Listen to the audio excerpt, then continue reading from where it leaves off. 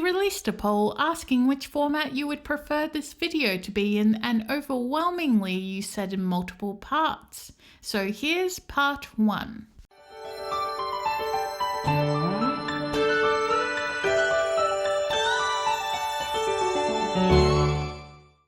A number of highly skilled witches and wizards were brought to life in the Harry Potter series.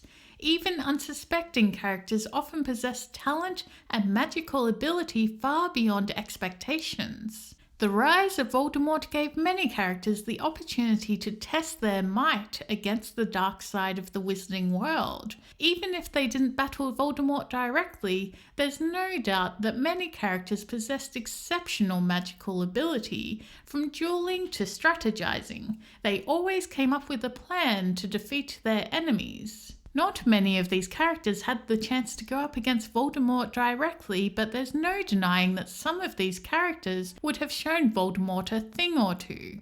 In order to defeat the Dark Wizard, one would need exceptional ability, wit, and resilience. So, which characters would have stood a chance of defeating Voldemort?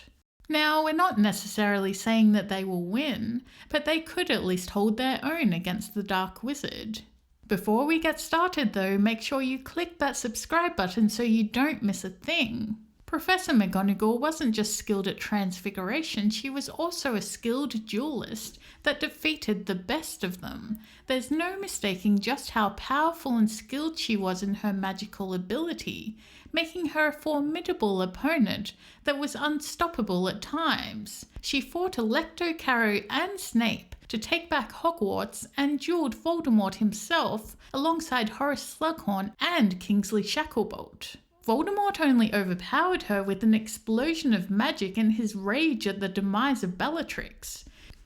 She was also an accomplished spy, having spent considerable time during the First Wizarding War gaining intel about Voldemort and his Death Eaters. McGonagall was highly proficient in defense against the dark arts. Hogwarts is threatened!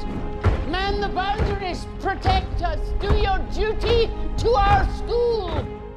As she fought in 2 Wizarding Wars and survived, having defeated many powerful dark wizards and witches in the process.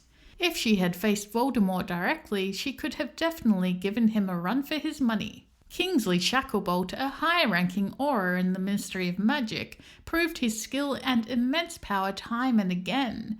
On 2 occasions, he fought and defeated multiple Death Eaters single-handedly. He was even assigned to lead the task force for the recapture of the Azkaban escapees.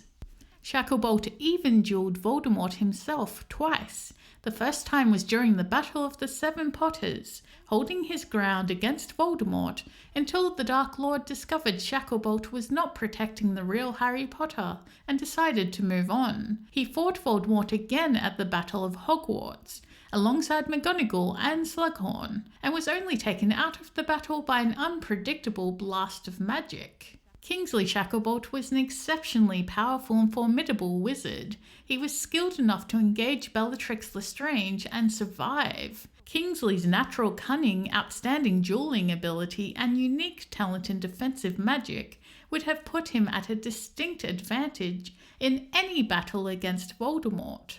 Alistair Mad-Eye Moody was considered to be the greatest Auror of all time. He was also a pivotal member of the Order of the Phoenix during the First and Second Wizarding Wars. He was responsible for half of the inhabited cells in Azkaban, having caught innumerable dark wizards. He was an extremely skilled duelist. Moody's ability to switch from offense to defense made him an immensely formidable opponent. He was also known to cast spells with his walking stick, which gave Moody an extra advantage, in case he happened to be deprived of his wand. Voldemort himself considered Moody to be the most skilled Auror during the Battle of the Seven Potters, and the one most likely guarding the real Harry Potter. He personally targeted Moody and killed him. The killing curse Voldemort cast only hit Moody because Mundungus Fletcher, the intended target, had disapparated at that exact moment. Given that he seemed certain that Voldemort would go after him, suggests that he felt confident enough in his abilities to hold off the most powerful dark wizard. Moody was skilled enough in defensive magic that he personally set up the defenses on 12 Grimold Place. Defenses powerful enough that even Voldemort couldn't penetrate them. Moody had great knowledge of the dark arts, which aided him in his time as an Auror, allowing him to outskill his opponents. In a battle against Voldemort, Moody could have definitely held his own. Charms Professor Phileas Flitwick was a champion duelist, making him a powerful and formidable wizard. As an immensely accomplished duelist, Flitwick was rich in both learning and experience, where the study and practice of dueling techniques and strategies were concerned. He proved a formidable opponent to the Death Eaters and was evenly matched in a duel with Corbin Yaxley. Later in the battle, he single-handedly defeated Antonin Dolohov, the Death Eater responsible for the death of Remus Lupin. Though not shown until the Battle of Hogwarts, Flitwick had outstanding defensive abilities against even the greatest dark magic, having led the extremely powerful defenses put around the castle that were only broken by Voldemort himself. If Flitwick were faced with Voldemort, his mastery and experience with dueling would have given him an upper hand in taking on the Dark Wizard. Not to mention, Voldemort would have underestimated such a small opponent. Flitwick is living proof to never judge a book by its cover. Credence Barebone is easily one of the most powerful known wizards.